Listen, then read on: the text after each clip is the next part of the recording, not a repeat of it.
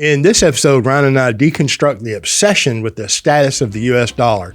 And a little bit later into the episode, he gets a little triggered on the Austrians. It's worth listening to. We had fun. Hope you enjoy.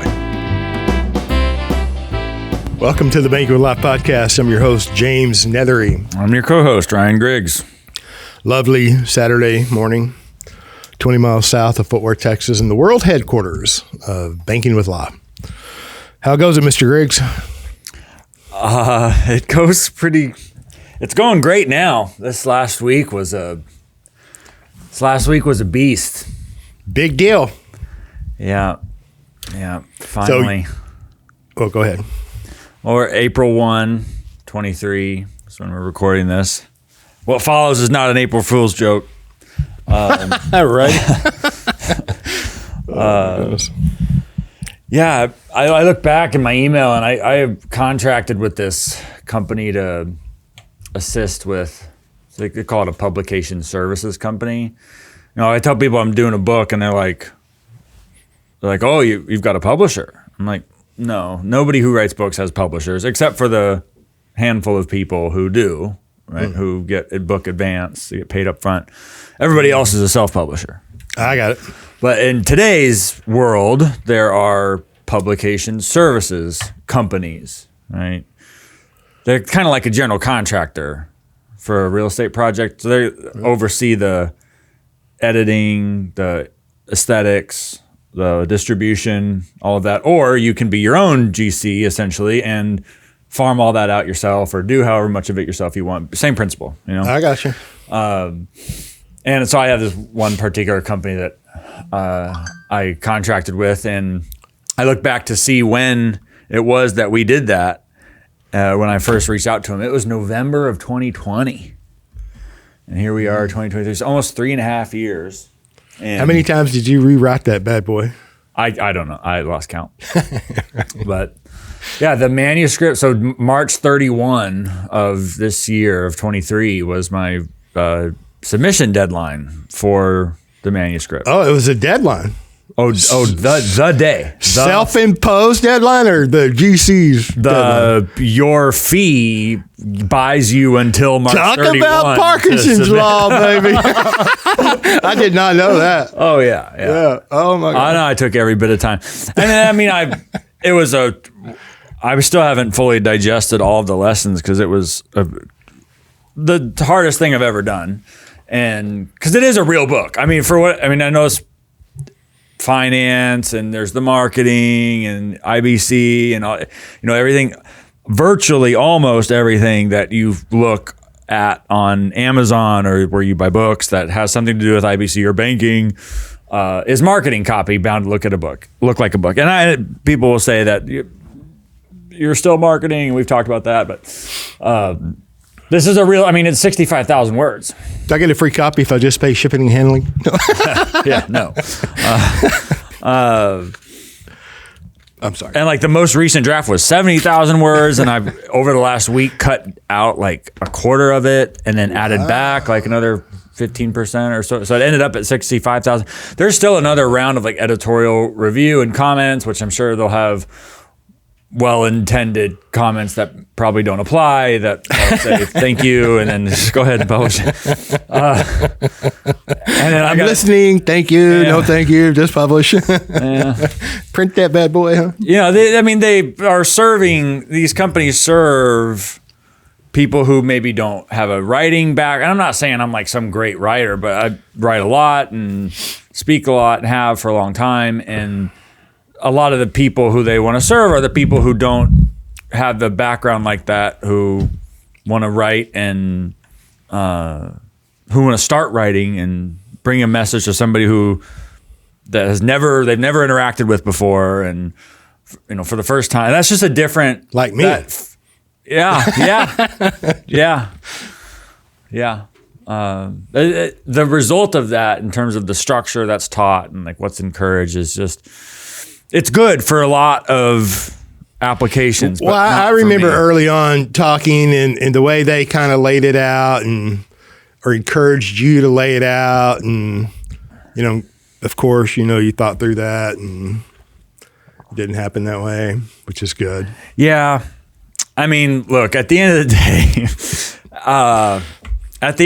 I mean, it's not that I don't care. Obviously, I care. I spent all this time, and there's stuff in there that I think needs to be said. But there is a sense in which I kind of don't care about the consequence. Not the consequence, but the results. Like, this isn't a part of a marketing funnel. There's not like a target, a revenue target, KPI target. There's none of that.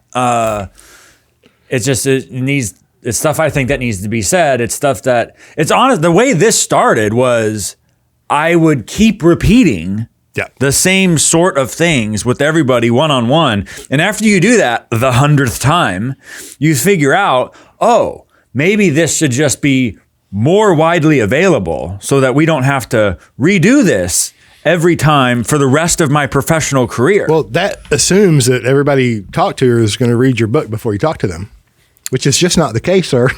Well, it assumes ultimately that the people I do business with have. Well, yeah, okay. That's fair. Yeah. And I think that is ultimately where that goes. I mean, it's just one step. I'm not saying you got to read the book to do. I mean, that may one day be what it grows into, but it's anyway. So I'm excited, man. This was yesterday, right? April 1, March 31 was the deadline. Parkinson's law. I did not know that. I'm going to have fun with that. You're welcome. And I've had it. People I've started to talk about it more and more now that it is actually done, and people have asked about pre-orders and whatnot, and I'm pretty sure it'll be available towards the end of fall of this year. I'll have more precise dates later, and I'm going to narrate the audiobook, and that'll be out later. But yeah, it stressed me out. It threw me off my diet and exercise routine. You should see the donuts this young man's been putting away. It's like unbelievable. Record that forever on Listen, YouTube. man, I want, talk about tech. You got a nice machine there. Jealous about my iPad. I'm not jealous. I'm impressed. He's like moving, clipping out. It's called a screenshot. Yeah, doing screenshots and embedding them in. I'm not a tech guy. I'm like, I couldn't even tag you yesterday on the beautiful Facebook post you made about your book. I'm like, wouldn't even tag you. I'm like, we're friends, right? I'm like, I'm the non-tech guy. But speaking of pre-orders, and I said, man, I want 2 copies, and I want 4 or 5 signed copies, and I want them like fresh off. I want them still warm from the printing press, sir. Oh, kind of like the donuts that you brought. Oh, that's the connection. Yeah, you can have whatever you want, but I appreciate that. I'm excited. Yeah. I mean, I'm expecting that it would be required reading for anyone who wants to speak intelligently about the infinite banking concept. Well, I hope it helps. I mean, it follows the same sort of track that's on the Whole Life Insurance Mechanic series. It deviates quite a bit, especially towards the end. But it's the kind of stuff, like Nelson said, if you know what's going on, you'll know what to do. I mean, everything that I've done with clients that has seemed to work well over the past 5.5, going on 6 years, is just talking through like why things work the way they do. Has it been that long? Man. October will be 6. Wow. Yeah. Wow. Man, if you hadn't got started, you're just like wasting time. I mean, you started becoming your own banker. Like, get to it, man. Yeah. 6 years. So, I hope it's going to piss some people off. Did you name names, bro? No. But they'll self-identify when they read it. Maybe. Or maybe they'll gloss over it like they all do. Oh. Annually renewing term, direct recognition, limited pay, short pay, style contract, stuff that goes on in the quote-unquote IBC footprint. I hope part of what this does is, if anything, if people disagree, the myth that anybody who can find the letters I, B, and C on a keyboard all do the same thing, it'd be okay to shatter that myth. It's just not the case. And so I'm sure it'll get pushed back and people will complain too. But what's new? Yeah. Okay. I talk about the noise all the time. It's not going to go away. It's not going to change. It does change. It like evolves over time, but it's not going to go away. And we share different things back and forth, online, because if you look at an ad or anything too long, then all the social media just feeds it up to you. And it's like, I can barely, and I'm a lifelong learner. I love to learn. I do not know everything. I do not have the arrival syndrome. Even in the infinite banking concept and the infinite banking footprint, I do not have the arrival syndrome. I am absolutely teachable. And so I give most of these things a solid effort in hopes that, it's going to be good. Most is a big word. I'm a selection. Continually disappointed, and I can't stand it. I'm just like, oh. Yeah, I was listening to one I shared with you this morning, and it's just, I'm in shock, at the superficiality. Yeah, that it's an inch deep. If that, talk about grace. Yeah. And I don't want to just be hard on. I don't either. People, but it just is what it is. It's like I can complicate anything, right? I can sell myself anything between here and the door. Becoming your own banker is about as simple as it can be. And Nelson got it done in 92 pages. Now with the illustrations in there, there's a lot of misunderstanding and confusion. He said it. You've all heard it. That if he were to go back and rewrite Becoming Your Own Banker, he wouldn't put the illustrations in there because it serves as a point of confusion when you don't know what goes on behind the numbers. And then I personally believe it serves as an opportunity to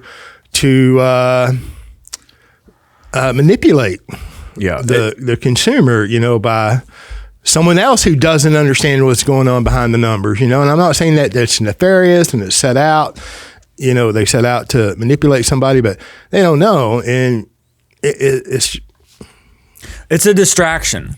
The numbers are so often a distraction. If you do not structure and require the conceptual educational elements first, if you throw the numbers there with it, that is in our modern, the numbers don't lie, just show me the data, technocratic materialist mentality, our goldfish attention span just goes right to the numbers. Absolutely. And which one's bigger than the other? It's such a hyper reductionist, atheoretical, ironically enough, mythical, just fantastical way of attempting analysis. It's not even analysis because there's no logic. Analysis. There's no, and I mean that, I'm not just being hyperbolic. I mean that like there's no logical evaluation. There can't be, right? It's just observation of magnitude. There's no analysis, no evaluation of what causes the numbers, of why something might happen one way or the other. It's just, where is the bigger number? Mm-hmm. And I really, because I get these questions, and I don't mean to get frustrated with people, but it catches me off guard sometimes. It's, and I get it, repay loans at the higher market rate of interest. How do I do that? What does that mean? How do I pay the company more interest? Do interest payments cause my cash value to rise? If I take more loans, does that make things better? Yeah. It's like, no. Those are just fundamentals, very introductory misconceptions. But Nelson explains it in words. I know. Next to the numbers. Page 58. It seems to me that the appearance of the numbers there with the text are distracting the reader from what is being communicated verbally. Yep. And it's look at the big numbers. And that's so, the reason it's a problem is that it leads to a misunderstanding of what's going on inside of a whole life policy, and thereby confounds or obfuscates, makes more difficult the application of IBC to one's own circumstances. And because I had a call yesterday with a guy, and I hadn't read Nelson's book, got in touch quickly. It's like, okay, well, maybe didn't listen much because like I expect reading first. And he's got this elaborate scheme, he's going to pay the premium and then take the loans and put that in a segregated account at a high yield savings account where the interest growth will offset the policy loan. I'm using relatively advanced terminology. He did not use these words, but what he was expressing was put the money in a segregated checking account, high yield savings, whatever, to offset policy loan interest rates, then use the money to go and invest through a Roth. And then somehow investment returns through a tax qualified plan are going to return to the segregated savings, and then that's going to pay off the loans, and then the cash values. This elaborate scheme. I can almost tell you what he's listened to. Yeah. And he even said at one point, he's like, it sounds like, maybe this isn't making sense to you. Or maybe I'm not making sense, he said to me. And, right. And he said, something like it has already happened, or like when I tried this before. And I'm like, well, what do you mean when what do you mean? Who were you talking to? He's like, oh, another IBC practitioner. I'm like, yeah. Right. Well, and so I told him, like, look, dude, you got to go back to the source. You got anybody who's going to let you go, not let you can do what you want, but anybody who's going to take you through a process to become a client, to get a policy without ensuring that the proper foundation is laid, is just setting you up for failure.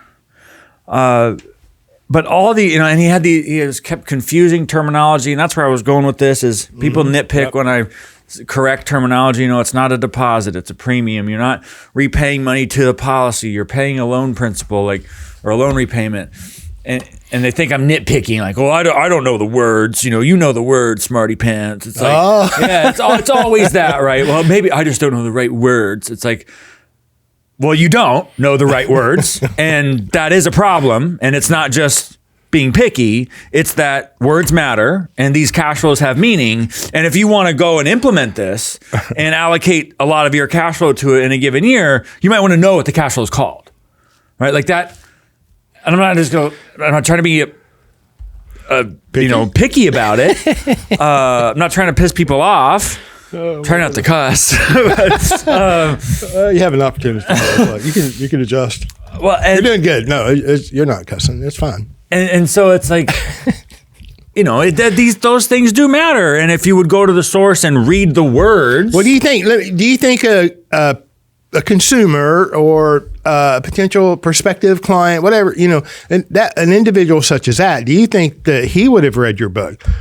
No. 70 or 65,000 words that may have another adjustment, right? And so I'm always impressed when, we get calls and they're just all in. They're all in. They've watched a 30-minute, 45-minute, whatever, video or audio, and it wasn't Nelson Nash. It's not what I've said. Yeah. And not what, you've done or you've said, and they're all in. And I'm just thinking, my gosh, I'm impressed. Whatever you watched is so powerful. And then you got to deconstruct. I mean, not every time, but quite often in that kind of case, you've got to kind of deconstruct or just, I try to gently, point out the differences of this and that and why it matters. Yeah. Because it does matter. Yeah. They go through he had this whole elaborate schematic in his mind, of all the cash flow's going to get, and I'm going to get the positive spread here and there. I'm like, oh, the spread. Oh, good. The spread. If I never hear the word spread again, like, because all that is like, ooh, bigger number versus smaller number spread. Arbitrage, baby. It's arbitrage. That's how the wealthy do it, man. And here's another, I don't want to pick on this guy, but I mean, apparently it's easy. Oh my God. Don't be this guy he's talking about. Other people need to learn from this. It's like, he goes, I haven't got into real estate yet, but I'm really excited. I think real estate is what I'm going to do with this. So he's building out the schematic, and you got the Roth, you've got the policy, you've got the arbitrage, you've got the spread, and the real estate. Yep. Yeah, he's probably listened to 3 or 4, you know. It's like, look, I love real estate. I love real estate. But when you combine real estate with the infinite banking concept, or the infinite banking concept with anything and everything you're going to do anyway, right, it's a home run, my opinion. But it seems like, you know, and I've spoke at real estate places, I mean, back whenever they were like life insurance, yeah, you know, but now every real estate group has an IBC expert. You know, and you got to get massive liquidity immediately to do your real estate deal, because you're going to make 20% on the real estate and the spread and the leverage and get your money right out. I say all this because it takes one to know one, y'all. Like, I know what the overthinking, hyper analytic, you know, hyper imaginative routine looks like. You do it? Oh, I'm well acquainted with that. Like, I know exactly what it's like to wander off into some mental wilderness about how, with all of these wonderful abstractions about how all this is going to work. And it's like, yeah. Put that all on paper, pencil it all out. Great. When you're done, the need to take control of the banking function will still be there. Right. And that's what I told him. I'm like, you know, all that's great. Okay. Did the banking function ever come out of his mouth? No. Those words? No. Nothing about banking, nothing about controlling the banking function, nothing about profiting, positioning oneself to profit from the movement of money, from the provision of loans and repayment of loans. Yeah, but he is explaining that's what he's going to do. He's going to profit from all those cash flows. Right. Sure, but that's all in the and that is the problem, right? There's always this focus on the investment arbitrage, the entrepreneurial arbitrage, right? Never on the banker who's financing both sides of that, right? And that's where the real money's being made. Shorting it, making a profit while it shorts. Yeah, and so the whole focus is wrong, and it's always right to investing. I'm going to go invest. You know, this idea that we've brought up that doesn't get discussed anywhere else, frankly, is the idea that a sound capitalization strategy is a necessary prerequisite to optimal investment strategy. Like, if you would just systematically, properly allocate savings in a strategic fashion. That's a bad word in the financial world today. Savings is boring. Right. It's cash flow. And my leverage. Yeah. Savings pre-exist and must. Mm-hmm. Period. Yeah. If you can't do that, how can you even control arbitrage? If you can't systematically accumulate capital intelligently with a rigorous method, right? On purpose, intentional. Mm-hmm. How can you ever control a complicated schematic like that? What a phenomenal question. And if you're not the one controlling it, you're probably the one getting controlled. I love that. Know? You go to the table of all the, look, and this has been my philosophy for a long time, and 30 years. A lot of clients, a lot of different age groups, and and anybody and everybody is welcome at the table as long as they have the client's best interest in the forefront and in mind. That's why they're there, or there's no place for them. A lot of folks outside in the cold. So when you're at the table and everybody's talking about the sucker, it may be you. Yeah, I'm just saying. Well, this really relates to what I actually wanted to talk about today. Look, and that reminds me of a comment. Can't these guys just get to the point? It's like, no, there are several points made. That's why we do long form, because we like engagement. We like talking to you. We like talking about this. We like talking with each other. We like speaking with you. We like inviting you into the conversation. There's not one point to any episode ever, never, ever. Yeah. And these comments will be released. I don't even know what episode they were commenting on, but they just come up every now and then. It's like, oh my gosh, can't they get to a point?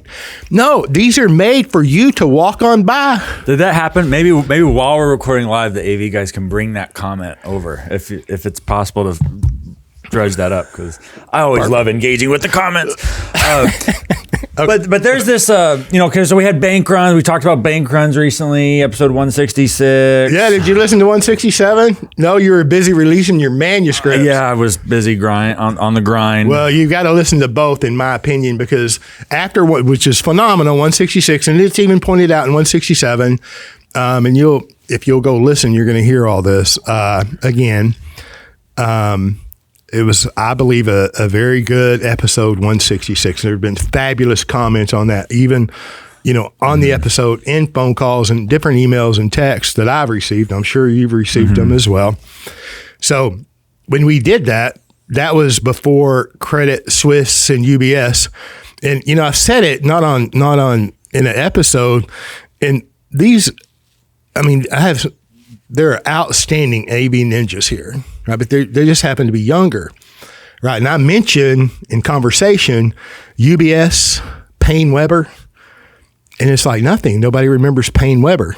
Yeah, I don't. Okay, just UBS, Payne Weber. This is nothing new, is my point. Anyway, since 166 was released, Credit Suisse, was forced into a shotgun wedding with UBS, Payne Weber. They dropped the Payne Weber.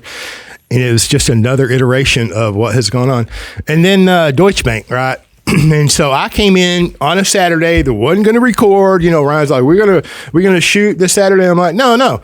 And then that week, had more emails, more calls, Credit Suisse, and then UBS. Deutsche Bank. So I came in to shoot a short video for a client only, just to talk about the banking crisis and life insurance company, and very specific life insurance companies that my clients own and engage with and pay large premiums to. But that turned into a long form, like 46-minute, I don't want to say a rant, but I did speak faster in that 167 than I normally do. So those of you that accuse me of speaking too slow and don't want to, speed up the playback speed, I did speak a little faster in that one. I'm just saying, that's phenomenal. You should watch it. I think it was good. So we're going to talk about banking. Watch both 166 and 167. And if you're a client, go to client only access and there's some additional stuff there. Well, and that was just the background. That's just kind of what's going on in financial news. And this happened. So we did an episode in the past called Inflation Fears or Inflated Fears. Yeah. Yeah. Title I'm quite proud of. Came up with. Ryan does come up with a lot of the titles because, no, he's pretty good. Yeah. Turns out that was like a year and a half ago we did that. Wow. I didn't think it was that. Yeah. So I went back and watched some of that as I was on my way up here, and all this is coming together. So you got the context, you got the memory of that inflated or inflation fears, and then I had a call with a colleague. I don't know what to call him. The guy who I worked with to get the 1888 Carl Menger article on capital theory translated.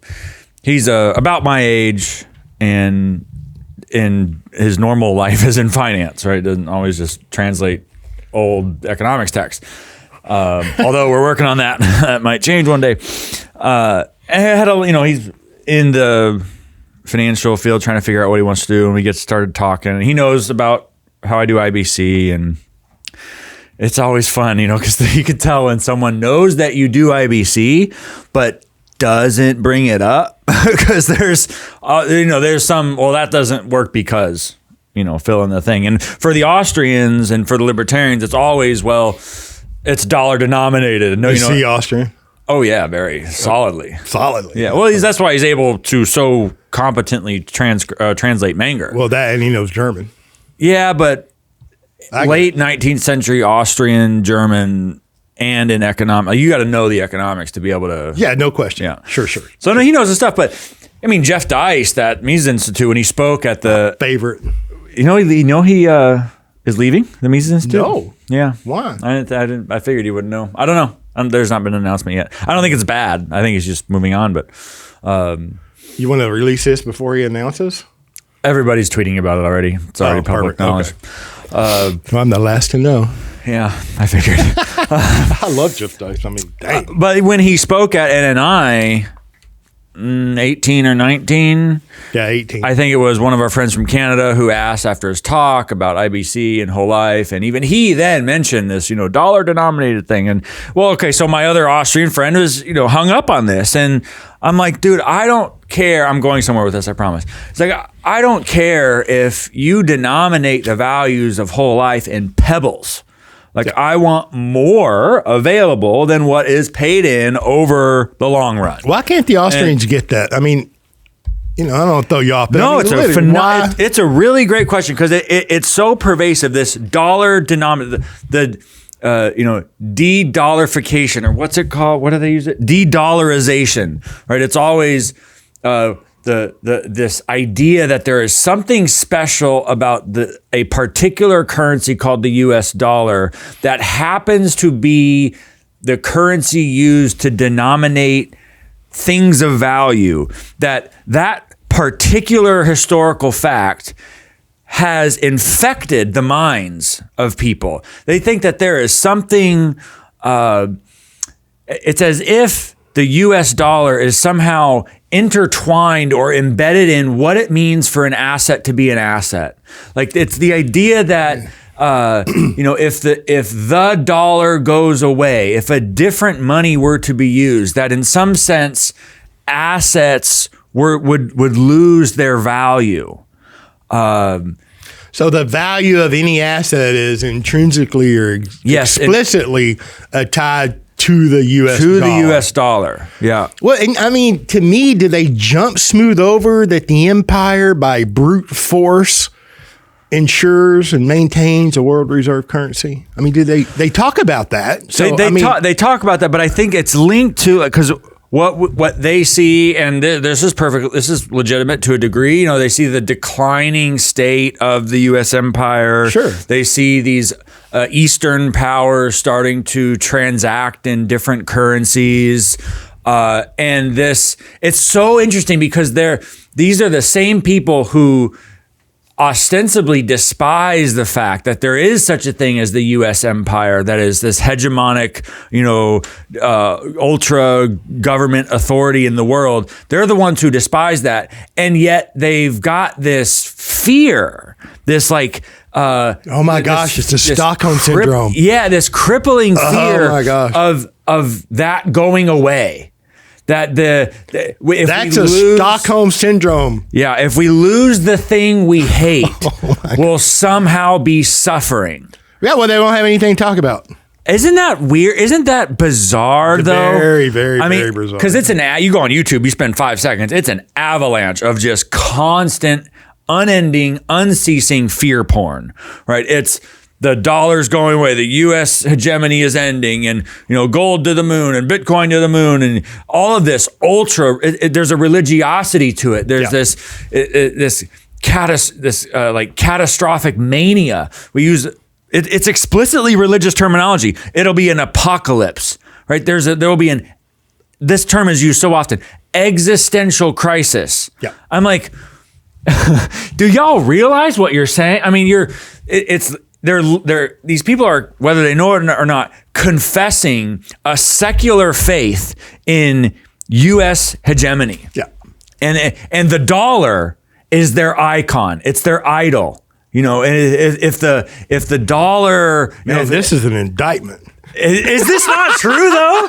I mean, is this not true? And they're like, it's as if these awful powers or these Pharisees are committing sacrilege against this their idol, the dollar. Yet they hate the dollar. I mean, how it's got to cause, and I really do think part of why I want to talk about this, I think it causes like a psychological trauma, like a split. Like how could you maintain these two ideas that fiat currency is evil and the U.S. empire is evil and aggressive militarism is bad, and all of this is morally violable, the non-aggression principle, all this, and yet you flip out on the alleged story, narrative, rumor that it's going to end. It's like, wow. Well, they get paid in dollars. Right. For all their contracting and salaries. So in the midst of all of that fear and just bewildering chaos. It's like, okay, well, what's this? First of all, is there any discussion of a solution? Right? Because the only time there's ever, I was listening to this podcast episode and I couldn't help it. I was sitting in a Starbucks parking lot laughing.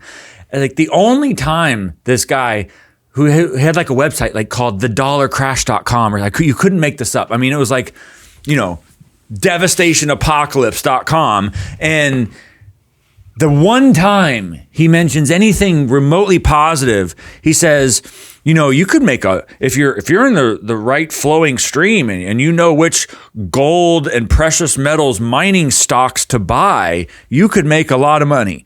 I'm like, oh, is that your solution for the American consumer? For the 320 million people, that's to go research and find the right precious metals mining stocks. So, that's nothing new.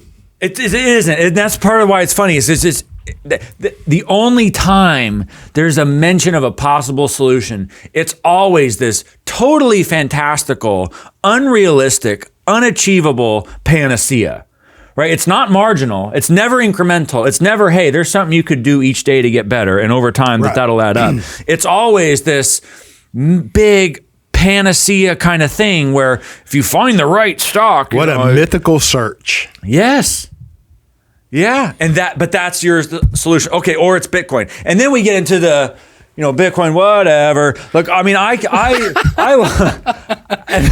look, I always come back to this I came back to it with my Austrian friend.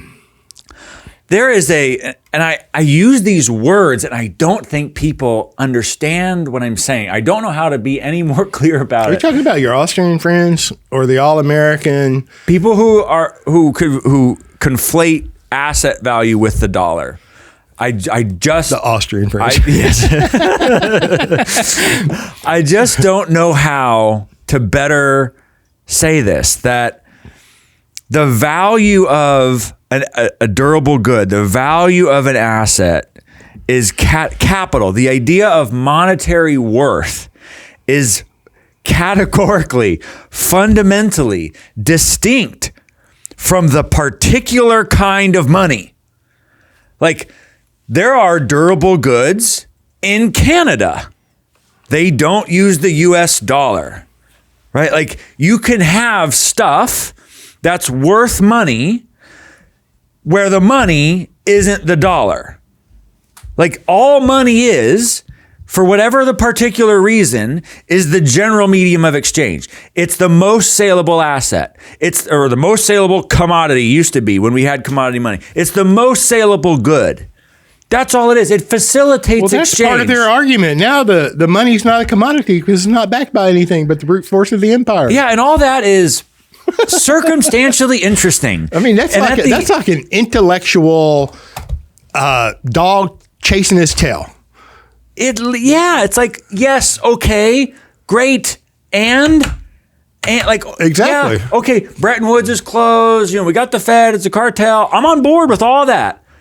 You're going to go use US dollars to put oil in your car to buy groceries, buy gas. I mean, and pay a life insurance premium in the US. Yeah. Oh, and by the way, even post de-dollarization, where we're in a multipolar world, I got to use all the buzzwords, right, to get all the SEO. even when we're in that future, whenever it might happen, the odds that you're going to go use renminbi to buy potatoes at Kroger is very low. Like, you're going to use whatever happens to be the domestically, governmentally approved currency.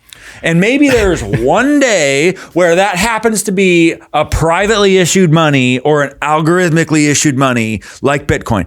That we individuals on the margin do not control that. What you can control is how you or whether you systematically accumulate monetary value regardless of what the money is. That's both. Whether you do and how you systematically accumulate capital.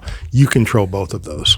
So the online fear porn people go into their little spasmodic fits about how the world's going to end. Mm-hmm. Their solutions are unachievable panaceas. They'll occasionally talk about a different form of money.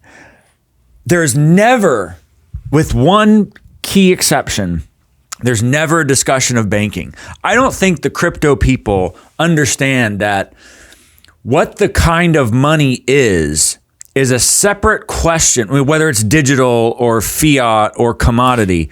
What the particular physical or digital manifestation of the money is a separate question from the legal question, the conceptual question of banking.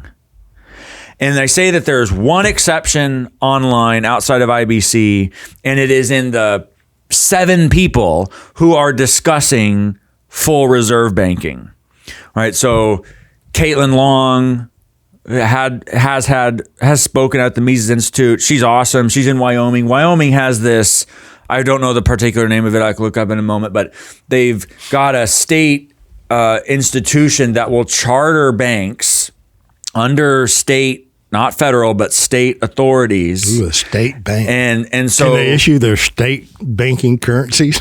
Well, what Caitlin Long did, so it used to be called something else. Now it's called Custodia, and their model was beyond full reserve banking. So they would hold $1.08 for every dollar on deposit. Right, more than what depositors had, and they would collect fees and facilitate transactions. That was going to be their role. Of course, there's other forms of this. There was one called narrow bank. The Federal Reserve and FDIC have quietly, implicitly prohibited these things, either through restricting access to major financial networks or what have you. It's an ongoing battle. I'm really fascinated by it. I love it. It could run right parallel with someone's own IBC style system, because it's, again, third-party banks are not where you go accumulate your capital, right? You do that in your own private assets, but there is still a role for a payment facilitator. Absolutely. Right? And that could absolutely, and I don't think there's so much fear porn online that you can't find anything positive. This is one thing that's really cool. Like the attempt by Custodia to do business is like the third within the last few years of an attempt by a new entrant into banking to operate on a full reserve system. Like there are, for the first time, I don't know if ever, I don't know the historical record well enough to say ever, but that I know of, the first time where new entrants into banking are explicitly attempting to operate on a full reserve model. Like, that's not been happening until Gaddafi? Really recently. So the fact that there are more than one attempts at that is really freaking cool. I think eventually it's into the kind of thing where, especially given the way banking is regulated and the different kinds of charters you can get, at some point, a state like a Wyoming or maybe a Texas is just going to say, here's your charter, go do business. Right, because the only reason the only reason a financial institution, to my understanding, needs some sort of federal approval is if they're seeking access to the Federal Reserve, meaning to hold money at the Fed, and to use things like FedNow, their interbank payment system, or to get access to FDIC insurance. Well, if you're a full reserve bank, you don't need FDIC, and if you theoretically, if you can operate on a blockchain, you don't need a Federal Reserve interbank payment system. And all that can be done mutually. Like there's enough theoretical groundwork there, to my mind, to say that within 5 years, to have a functioning full reserve institution that just operates as a payment facilitator is possible. That's possible. And I think that's super freaking exciting. Anyway, that is one. By the way, nobody's talking about that. Are you sure? Caitlin, I mean, aren't there people out there presenting themselves as IBC and cryptocurrency on the blockchain, and it's going to be uber safe? Oh, that is totally different. Don't put that right next to this. Okay. That is totally different. We'll save that triggering for another episode. Yeah. Right.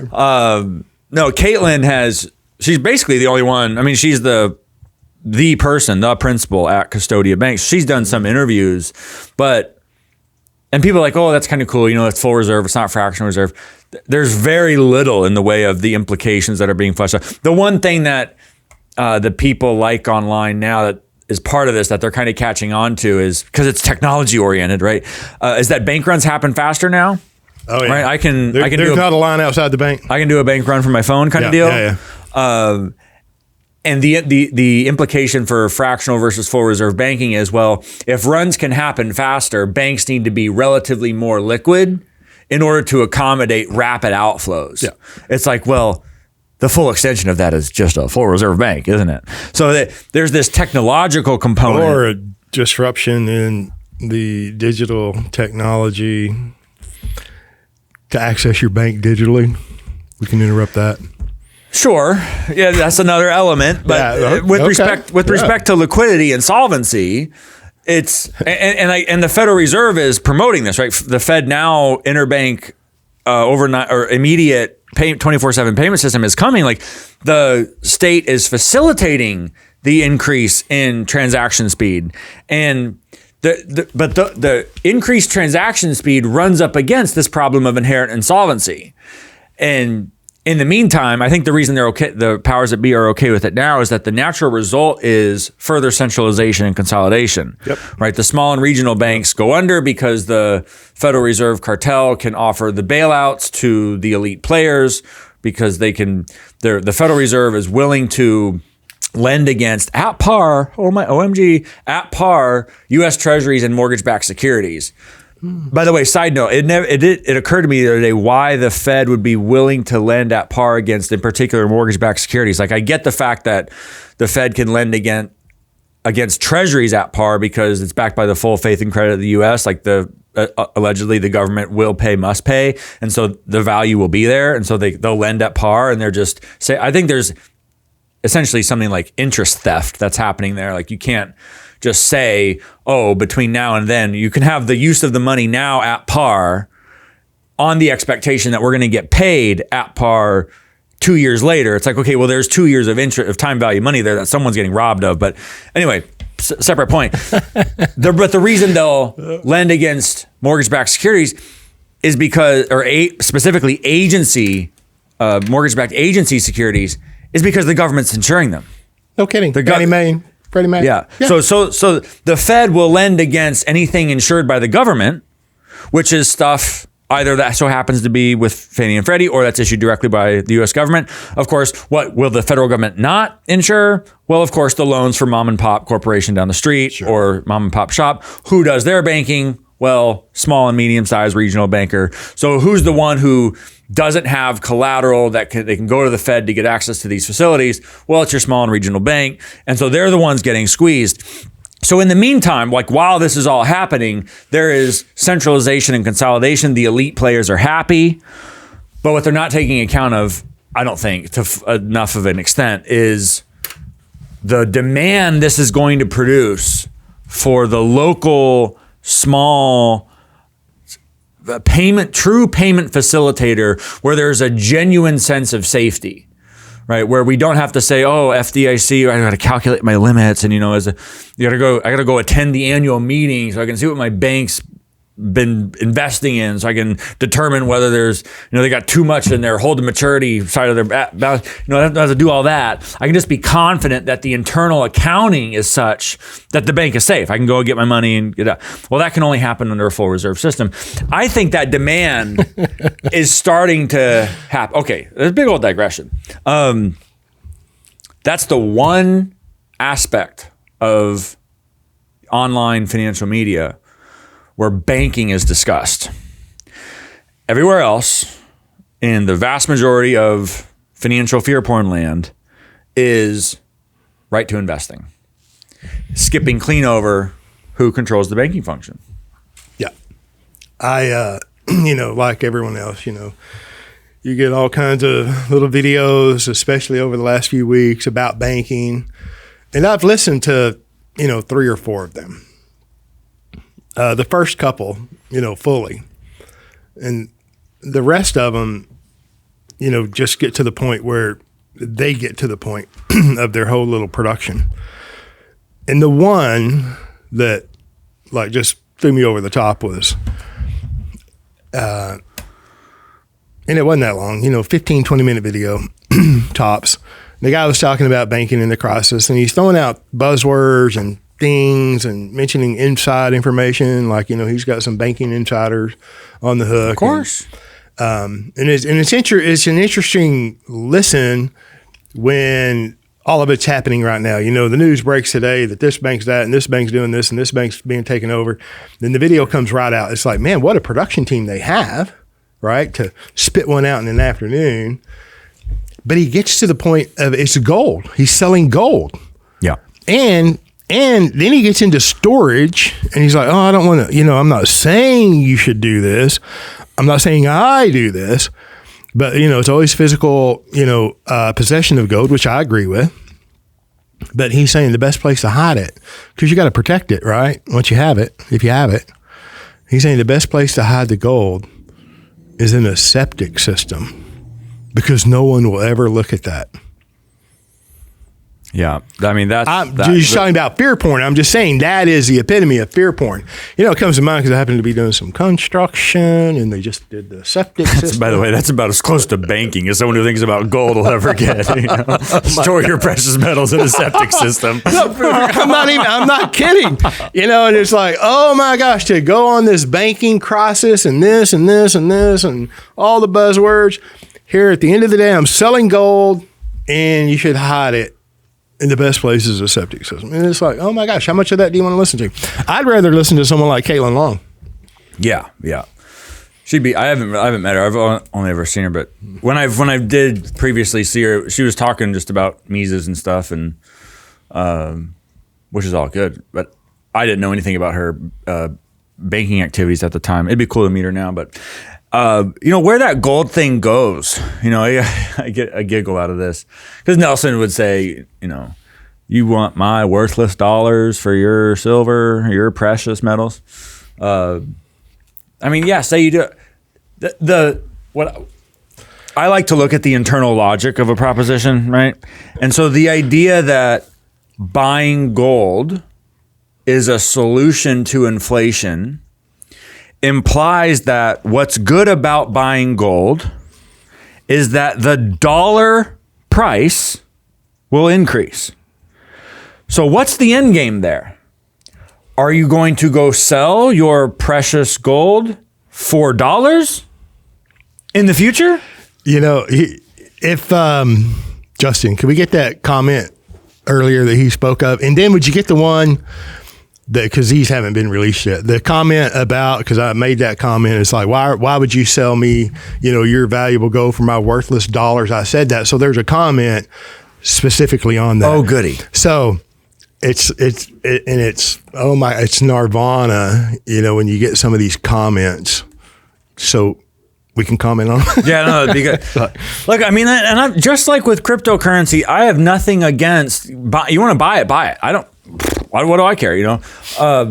My problem is the more underlying fundamental logical and strategic question. Like, is that a solution to on the ground, practical, strategic questions that individuals face? Is that I don't like the idea of a retirement plan, like a tax qualified retirement. I'm not talking about that, but is that a strategy and a method that will serve the client's actual financial needs in their lifetime and in their late life years? And then to me, the answer is no, because it doesn't address the underlying conceptual problem, which is where is capital accumulation occurring, right? All that is the accumulation of a particular commodity. It's a commodity, and it's concentration. It's trading. It's a trading commodity. Is all it is. You could say that the accumulation of gold is a capitalization strategy, because as you accumulate more gold, the dollar value of it increases, and maybe the dollar value of your total precious metals holdings is greater than the dollar value of your other assets, and therefore your capital, your monetary value is accumulated, so to speak, in gold. I would say, okay, all that's well and good. However, a precious metal is a very poor asset in which to capitalize for the purposes of deployment of capital. Yeah. a gold bar does not have, for instance, a contractually granted collateralization provision. You can't go take your gold to your precious metals broker and demand a loan up to the dollar value of the gold to go and spend. Why? Because anybody who would lend against the underlying asset cannot guarantee the value of the asset. And so even if you could get somebody to lend against it, there are going to be various hedges to make sure that the lender is covered in the event the price of the asset moves or you default, right? Only in whole life is there an explicit loan provision, right? So what this means is the access, we got to talk about the quality, the underlying quality of the asset in question with respect to capitalization, right? Accumulation, the buildup of monetary value, is one element of good capitalization, right? It's one part of the criteria we might use to evaluate an asset for capitalization purposes.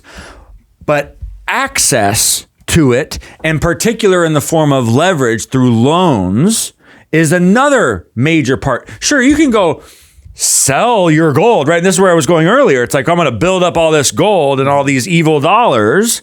Well, when it comes time to use the value you accumulate, it's it's almost either you're going to go shave off some specks of gold to go trade with the mechanic, or you're going to sell for more of those useless dollars. Do you think the mechanic in this example is going to be conservative in his valuations of those gold dust or flakes or chips? Well, that's part of it. Who knows, And well, no, we don't know the future value. There's no question about that. But I'm just saying that it's like this idea. I can take a bottle of whiskey to a connoisseur of whiskey, and he'll have a value.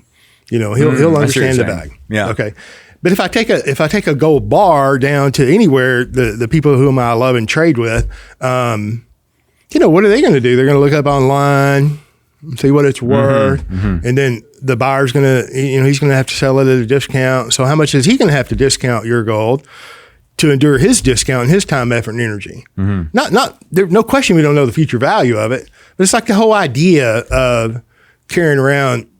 I get it. You can put a dang lot of value in gold, U.S. dollars, in a very small thing. But you're going to carry all that around. You're going to chip some off, and then just the interaction of me trading even silver dollars or whatever. I mean, we could go. I'm willing, for the sake of argument, to grant all of that and say, by magic, let's just assume that all of the technical logistical problems are solved. Okay. It still doesn't address the missing legal conceptual link, which is collateralization and lending. Because the two methods to deploy capital, you got to sell the asset, which is what we're talking about here. I'm going to give up the asset in exchange for whatever the money happens to be. And in so doing, I'm forfeiting future growth, be it future appreciation, be it if it's a business or a piece of property, future interest or dividends. I'm forfeiting future. I'm interrupting compounding, right? I'm stifling the capital accumulation process. And you're assuming in that statement that it's going one way. Yes. So look, I'm granting all of it. Okay. Take all of it. They can have all the assumptions. Right. Okay. And it still fails because there is no explicit collateralization guarantee. Yeah. Only in whole life you have, and going back to talking to my Austrian friend, I think people see IBC and there's, of course, this giant commodification trend online where they want to treat, it's a marketing program, even though oh my gosh. Nelson says that it's the ancient Dead Sea Scrolls, it's the ancient financial truth. It's like a hack. Yeah. And so, I'm going through this because he's trying to map out his career and it didn't work out for him on Wall Street? How he or the financial world, whatever. I'm trying to map out how he wants to be in the financial world, and so I'm kind of laying out just what the landscape looks like, and I'm like,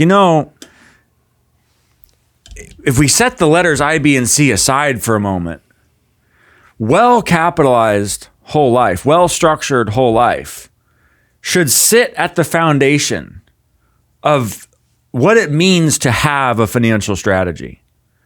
Because of these facts like the inclusion of a loan provision, the guaranteed value, the possibility of uninterrupted compounding, like they're the first step, whether you're like ideologically aligned with me or philosophically aligned, or you know who Nelson Nash is or whatever, like just on the technical facts of the matter, just from the economic perspective alone, systematic, well-structured, dividend-paying whole life that accepts a lot of premium for a long time should sit at the foundation. Now you are automatically asking, without asking,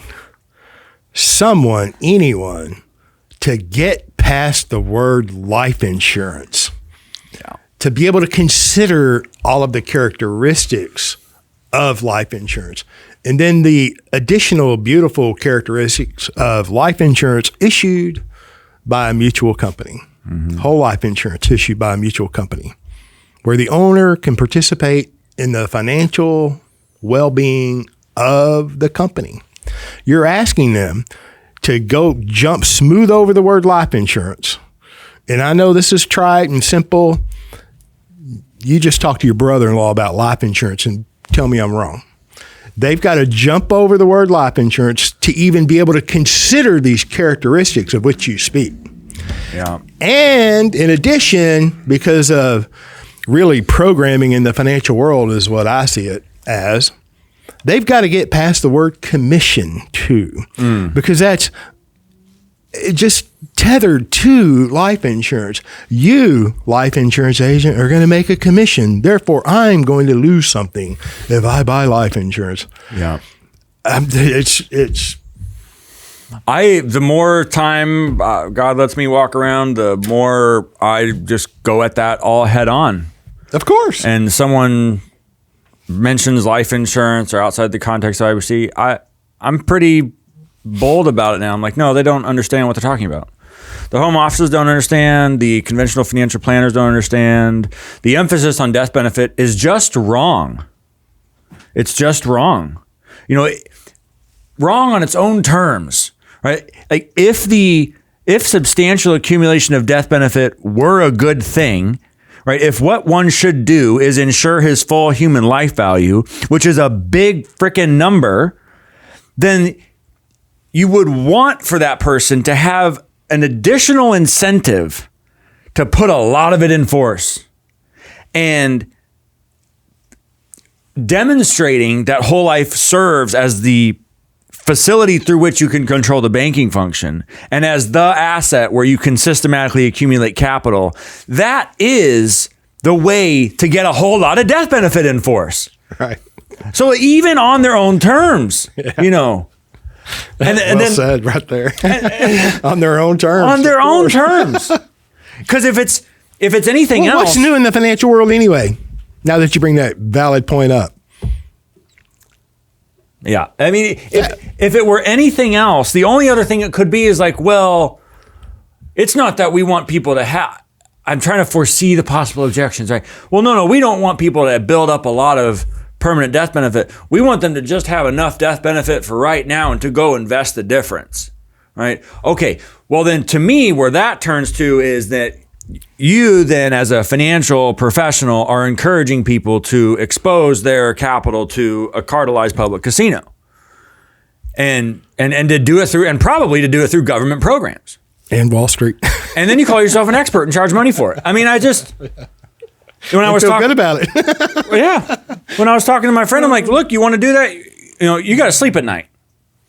And, we hear about these guys, it was on Wall Street for 15, 16 years. Oh, yeah. I've done this and I've done that. Can't prove it or back it up, but I've done it. Well, and to say like, I participated in that scheme for so long, like, and failed, not leave by choice because they couldn't sleep or shave because they failed. It's either a promotion, or it's a confession, and both are disqualifying. Exactly. Yeah. How about Oh my gosh. How about we don't do that at all? Oh my goodness. But that's the state. And I get so fired up about this, just the state of the financial profession in general. And then come back to this idea. It's like, you know what? Yeah. Insurance, life insurance is at the core. And not in this gimmicky, caricatured, cartoon way where these major financial corporations paint a little pyramid on this piece of paper and say, well, the cornerstone is your life insurance, and then you add your other stones, and then you build the pyramid. No. I mean, deeply, truthfully, the life insurance is the core of what it can only be literally called a financial strategy. Like, insofar as what we mean by financial and strategy is the systematic accumulation of capital. Like, I think, but there's a lot of this is just marketing schemes presented in the language of strategy. It's like, just because there are fancy words and government programs and different cash flows doesn't make it strategic. Strategy implies an underlying value structure and goal set. Like, you just moving money around, having a diagram with little squiggly lines on it does not make a strategy. And anyway, look, whenever, you mentioned human life value or human economic value, whenever someone, an individual, because there's a limit to how much life insurance you can buy, right? The industry has put limits upon you. And the only legitimate limit resides between our ears.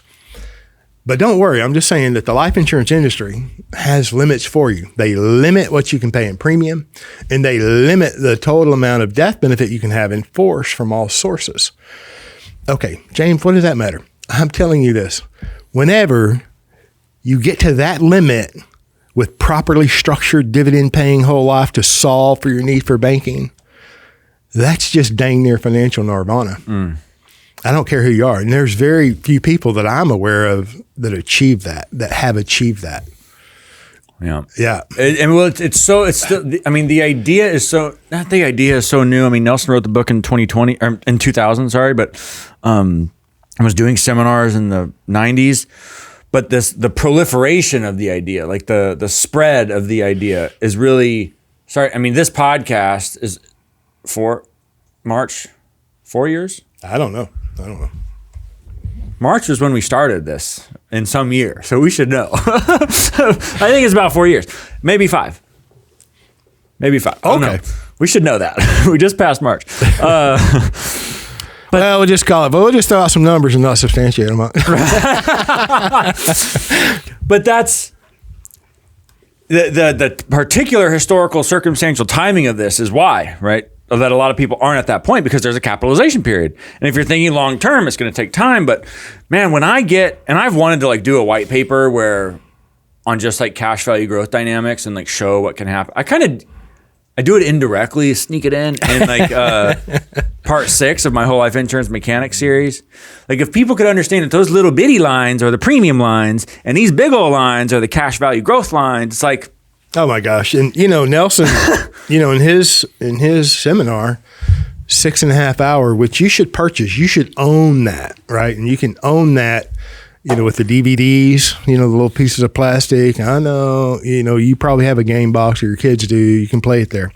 Or you can access it digitally, at the Nelson Nash Institute, infinitebanking.org. But he talks about, he talks about his 1959 State Farm policy. And he had that graph that showed the premium that was level and the cash value accumulation and the death benefit accumulation on an annual basis. And it's staggering. Yeah. And it was just a dividend paying life insurance policy. Staggering. And then, so that's, if you can demonstrate that today, it's extremely powerful.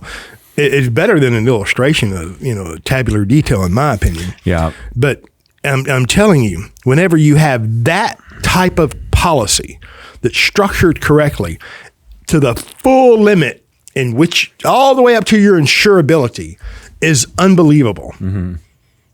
It's unbelievable. And whenever someone has that, and there are a few that do, they will go off the rails explaining how this cannot be done anywhere else in any other investment, any other asset, any other, not that life insurance is an investment, but I mean, these are real estate people, business owners, all American family members, people, and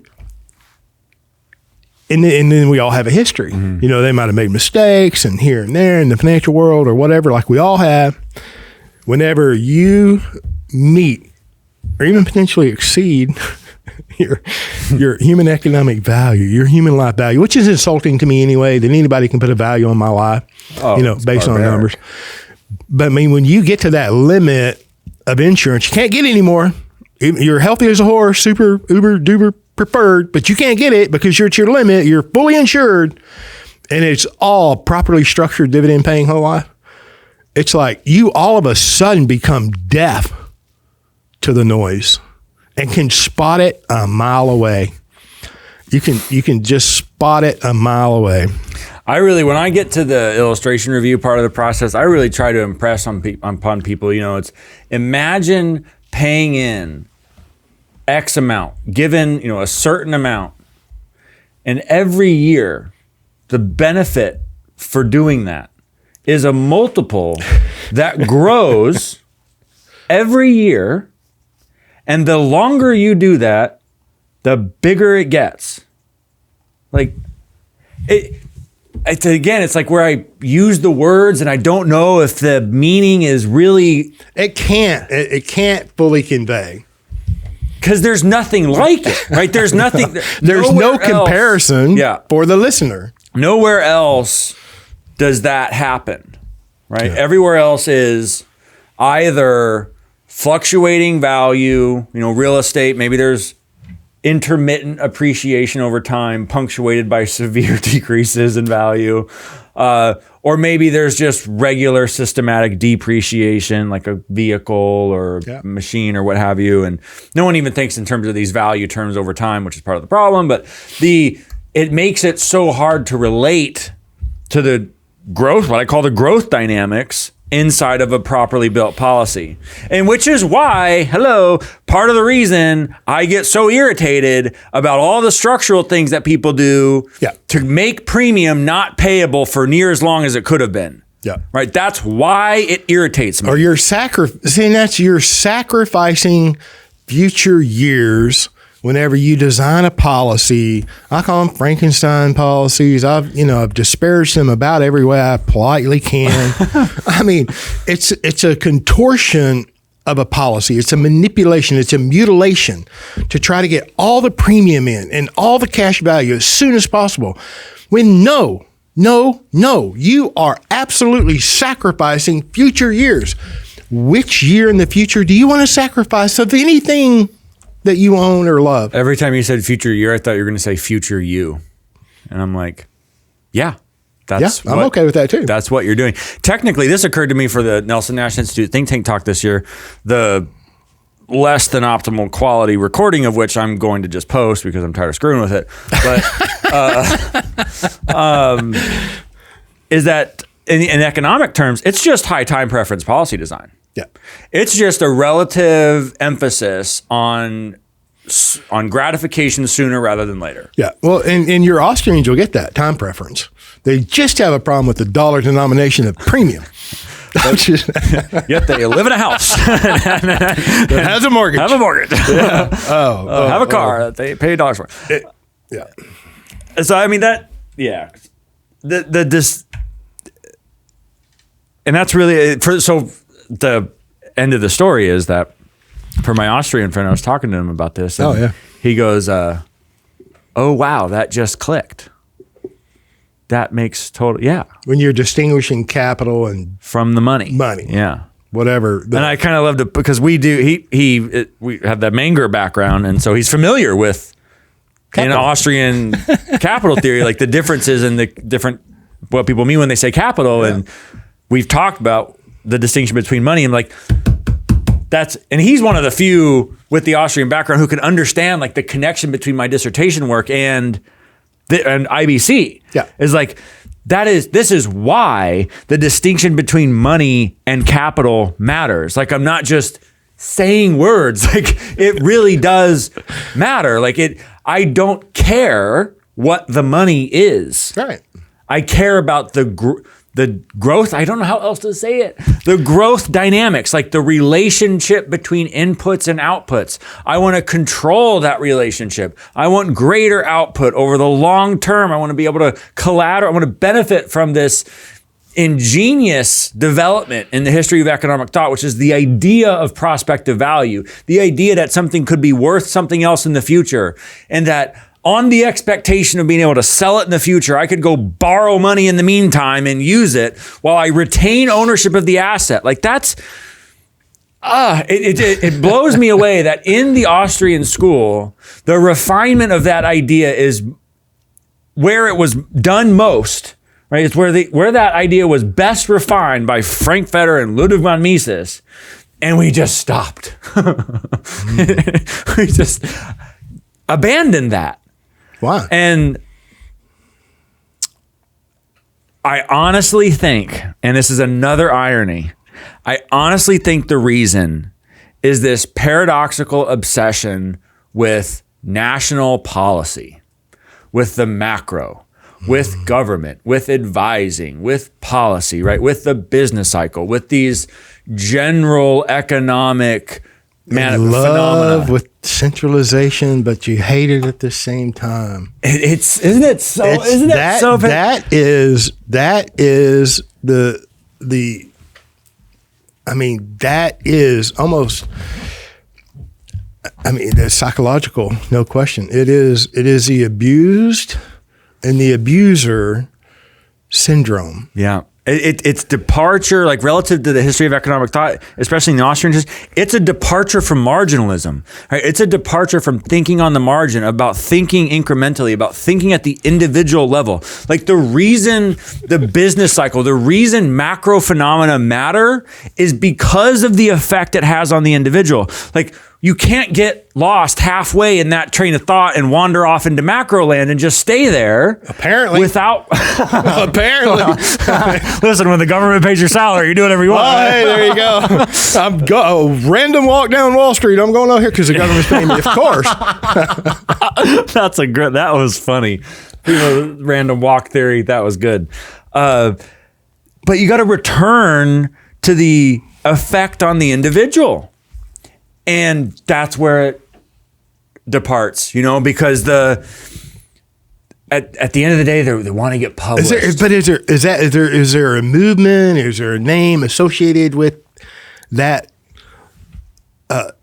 abrupt stop or the lack of continuing? Fetter and Mises. I mean, why? Just stopped at Mises.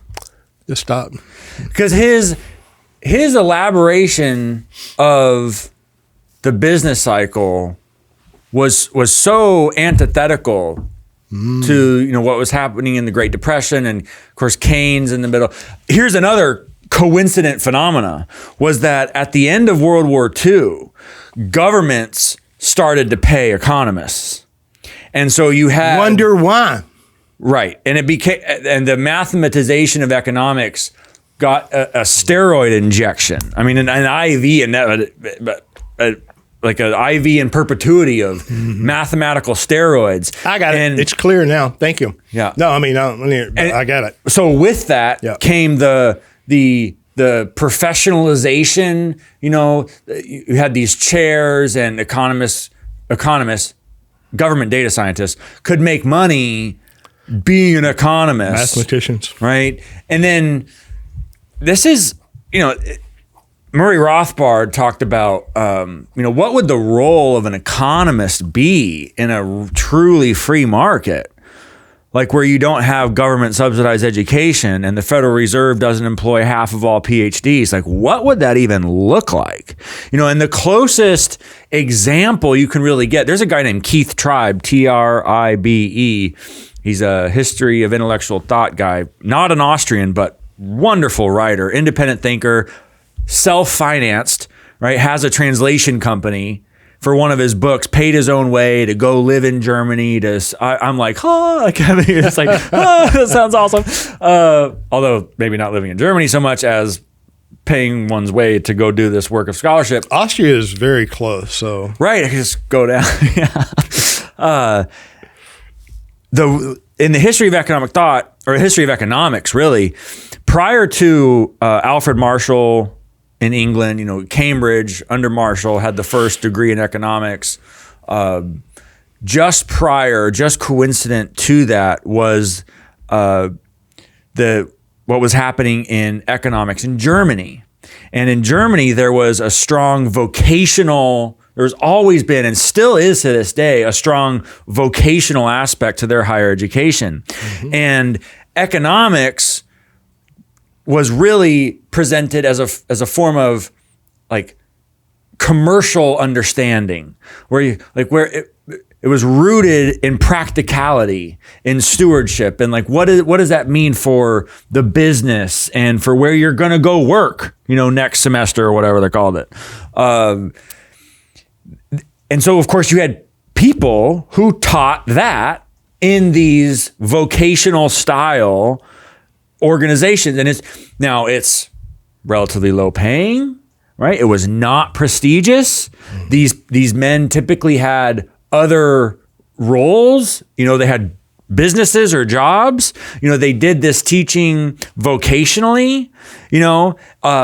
There's a much more blue collar grittiness to that idea of a free market economist, sure, who's doing the teaching because he's doing the working, right? So contrast that with this contemporary idea of an economist and his, the ivory tower, so to speak. Now it's not even an ivory tower. Ivory tower would be an improvement. Now it looks like a communist concrete building on some woke campus in the, middle of some dying city, right? Where you're going to have an office with no window, and you got to put your trigger warnings in your syllabi and wear your mask. And I mean, the image of what it means to be an academic economist is just putrefying. It's really just, it's the natural evolution of a government bureaucrat, right? Unless you're able to get some outside funding, or your business college has relationships to donors and they pay for the nice facilities. Like, there's exceptions to every rule, but in general, like, the government paid economists, and either the university's paying you directly because it's a state government university, or they're getting loans that are given by the federal government from the students, and you're getting paid that way. Like, at the end of the day, you can't escape the flow of government funding. And it's just becoming so unpleasant, but it's already there. But the image, right? The image has departed. It is separate from the reality. The image of what it means to become an economist. Yes. I'm going to have these ideas, and I'm going to write, and I can think about economics without having to work and get paid for it. And so that is the little bit of bait that's still left on the hook to attract people into academic economics. And look, that can work for somebody, if that's what somebody wants to do. It attracted you, young man. Yeah, we live and we learn. But you didn't know how to the depths of what you were attracted to. Yeah. I mean, and then was quickly repelled. So the point being is that Rothbard's response was the role of a free market economist is significantly diminished, right? It's not the glamification. Of course, it would have to be. Yeah. Yeah, because so much of it, a lot of the academic economics profession is just a form of systematic malinvestment, right? It's government. It's just government funded. No question. Yeah. I mean, if one wanted to be an economist or an academic economist, go talk to an academic economist and ask what the possibility would be to get a paycheck from a privately paying customer on a scalable, systematic, regular basis. See, that's possible. Would they would probably look at you like you're speaking a foreign language. They would look at you like they're been made to feel vulnerable, because they would know that that's not possible. Sure. Right? Or you go, you go work at a think tank. Are you fixing to give me my pink slip? Oh my gosh. Yeah. I'm in trouble. Anyway, so there's this, there's, you know, the economics profession is just detached from what happens on the ground with particular individuals, and simultaneously have abdicated the responsibility to even to put forth a theory of personal finance. And of course they have, right? Because they're caught up in the business. Going back to this mathematization and the organized government funding and bureaucratization of economics after World War II. Systematic malinvestment.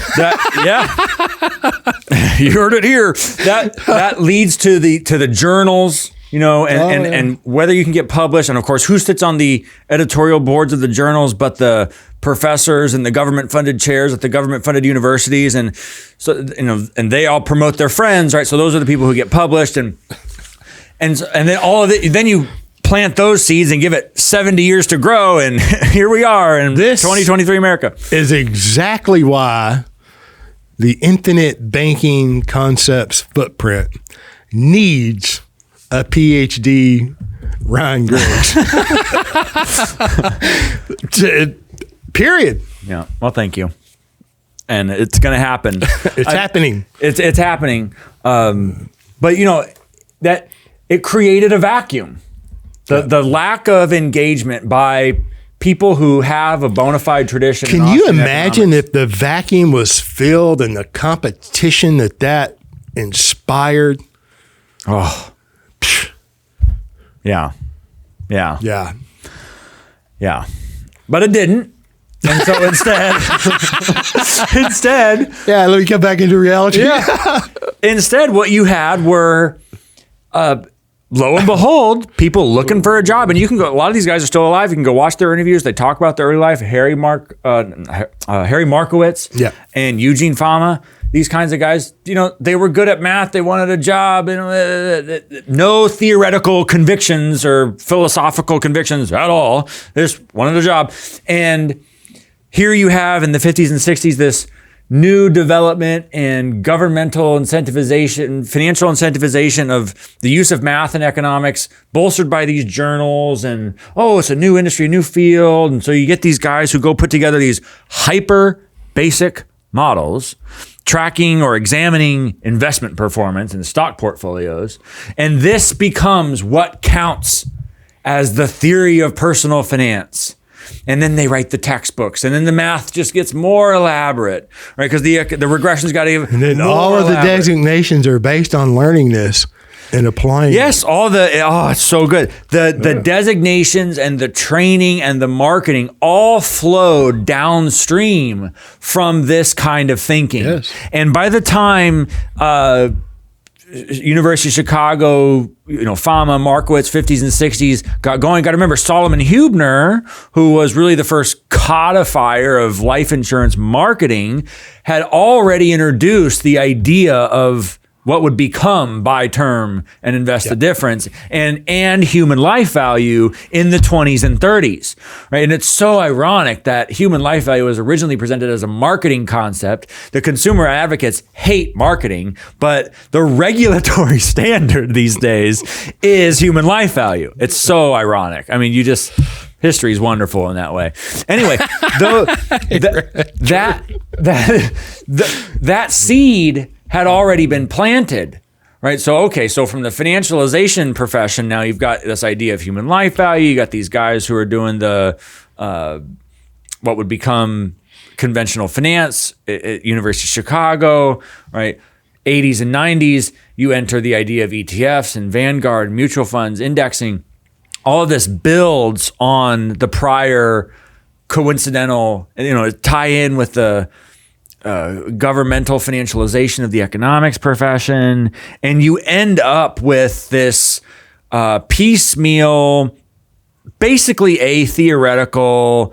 We imported some math as much as we could learn because we failed out of the math programs and still wanted to get a job, and so we put that math in the coding engine, and that gives us the regressions, and then enough to call ourselves economists and econometricians, and we get hired, and you literally get economics Nobel Prize winners who were running Lehman Brothers. I mean, you can't. make this up, talk about a total vacuum of economic theory and philosophy. I mean, it's just, there's none, right? But that is the contemporary financial planning strategy. And so when I say well-structured whole life is the replacement, it is the foundation, it is the cornerstone, and there are legitimate economic reasons why that can skip over all of this history and development and produce the kind of growth dynamics you were talking about earlier. I don't think we really should skip over the history. And I know it's, not everybody likes history, and it's like, get to your point, and I get all of that. But the people, our clients, our listeners, I think are interested at least at some level of the history. Because when you can connect all of the dots in history, it's like, okay, my gosh, it just gives you helps. a broader view of what is going on. Because what is going on today is it's just being built upon previous misconceptions in marketing and Yeah. if you can spot it and see it for what it is, then it's like, okay, it almost becomes noise canceling headsets. I'm telling you. And then whenever you talk to clients every day, all day long, I love you, I appreciate you. And I don't care if it's 1 year, 2 year, 3 year, 4 year, 5 years, or 15 years as a client paying high premium. Whatever that amount is for them, it's appropriate premium for them. Yeah. Okay, in appropriate structures. They look back and they're amazed. They're like, "Oh my gosh!" I mean, we've seen the illustration. We've had phone calls. We've done the reading. We've done the watching, and I get it. But then when you look back, when you can literally fire a banker. I mean, I know I've said it before. A client walks into his bank and he's paying off a line of credit. He's been a client maybe 2 or 3 years. Of course he had a policy before that. And so 4 years tops, he's paying premium, and it's systematic. An expansion of his system because you get it, you see what's going on, you're doing it, you're applying. He walks into his bank to pay off the line of credit. And the little teller's like, "Oh, what are you doing? I've got to go get a banker," right? Because that's how they're trained, right? Yeah, the warden. So the banker comes over and he's like, "Oh, what are you doing, so-and-so?" And he's like, "Well, I'm paying this off." Well, we can extend it. We can do whatever. He said, "No, this has become a liability to me." Oh my gosh. I just can't imagine the look on the face of that banker who's, I don't want to disparage them. It's like they obviously have never had a bank customer walk in and say that, right? Much less do that. My whole point, you start systematically accumulating capital, and then you look back and it's like the company has done what you expected it to do. The things have occurred within reason that was expected because there was no smoke and mirrors and mutilation of a policy and blah, blah, blah. There's a firm foundational understanding of what's going on without being a life insurance expert. Okay. It's like looking back, and then it's like, it's so easy then to tether the thinking of conventional personal finance. It's like, yeah, that was wrong, and I almost feel bad because I got mixed up into it. I could walk away from it and get it off of me. It's this way. We've said it before. It's the scales falling from the eyes. It is. It absolutely is. And then it's like, wait a minute. What's my limit? What is my limit? Yeah. Why is that my limit? Yeah. I know. Yeah. And then it's like, I used to wonder where the premium was coming from. Now I'm very clear of where the premium is coming from. It's a beautiful thing. And they're not dependent upon me. They're not dependent upon you. They're not dependent upon the life insurance company. They're independent and they're free thinking. I love the communications. We talked about it. You've talked about it. We've talked about it almost, a lot. What a client advisory client agent relationship should look like, where I'm not trying to sell you something every time you call me, you know, every time I call you, you know, we're conversing as grown adults and maybe even learning from each other. Right. So, well, James, this is what I was thinking. I just want you to check my thinking. And it's like, yeah. Well, this is the way I mean, it is the way finances should be. Personal finances should be. And the whole focus was on systematic capital accumulation on purpose, with intent, in spite of the noise. I mean, you know, it's wrong anyway. You just can't necessarily put your finger on it or articulate it like, you know, Ryan, but you know it's wrong. It's like, okay, it's a beautiful thing. Yeah. And you take that, I know we're way over, but one. No, you're way over. I'm just waiting to go eat. One final step. You realize that the more in PUA you allocate as a percentage of your total outlay, the faster you eat up that limited insurability. Yeah, which has been, you know, and I've been beat up for that in the past. You know, these people say, oh, that's, you know, because you got to buy the ability to have the high PUA is what, you know, you got to buy the term riders or the blended PUA. And to have an agent or a so-called agent or an agent wannabe or whomever say that that's wrong, it's like, you don't know what you're talking about, accusing somebody of being wrong. It's like you should, literally, I've said it all the time because it's true and you've heard it. It is better to keep your mouth shut and to have someone think you're a fool as to open your mouth and prove them right. You know, it's just quit talking, right? And you'll help, you will do yourself a favor. Yeah. So that is absolutely true. So we're all limited on how much death benefit we can get. Why do you want to put that all up in terms so you can get the high PUA in the first year, which mutilates your policy on the long term anyway? You don't if you know what's going on. Now, come back to 7702, which is a boon for the life insurance company, right? Now it requires much less death benefit to put a higher premium in. So that's less, you know, that affects you less now than it did, but it's still relative to pre 7702 change, but it's still a factor, right? Which now means you have the opportunity to pay more in premium. Yeah. Couple that with the fact too, all of this goes together so nicely. It's like when the term finally does fall off, and you got to bring the PUA down to maintain the non-MEC status. You want to pay a high premium at that point or a low premium? No question. Look. It's this idea of a small base premium is an extension of flawed thinking and fear. Okay, fear that is, you know, and really an element of ignorance, right? And there's nothing wrong with ignorance; it can be cured, right? I mean, but it's fear. It's fear. I don't know the future. I don't know if I'm going to be able to come up with the premium. You know, all of these things. I can't get all my money out by collateralization, or I get mad and quit. You know, I got to have it all out now. It is so short-term thinking, time preference, right? So short-term thinking. It's like, you know, I just turned 59 and a half. I know I don't look that old. I know. Thank you. And it's like, you know, all my career, you know, of clients, I have clients in their 90s now. And I have clients legitimately in their 20s, and they're not just children of clients, right? So I have younger, you know, I see my newest client is like 14 days old. Okay, I'm just saying. I haven't met them yet, and I do business with their parents, but they're still my client. Okay, 59 and a half. My need for capital has changed. It has not gone away, and it is not going to go away. You know, and I'm going to outlive my lovely wife because I married up, and she's younger. Yep. She's going to outlive you mean? Yeah. What did I say? I'm going to outlive her? Yeah. No.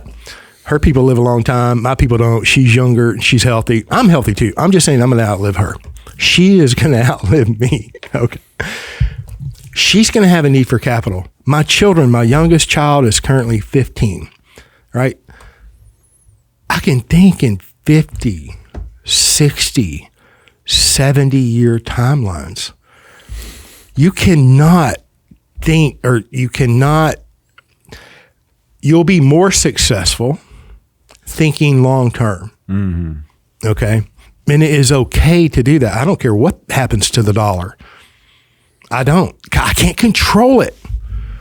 I can't. It's the same with interest rates and, real estate values, all of those things that I cannot control. I can control how I systematically accumulate capital and where I systematically accumulate capital. That is the very foundation of personal planning. Period. Oh, now he's hungry. Okay, thanks for listening.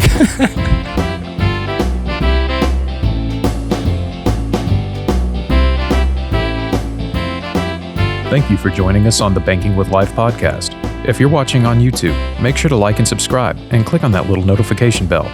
Otherwise, join us on Apple Podcasts and Stitcher for weekly content.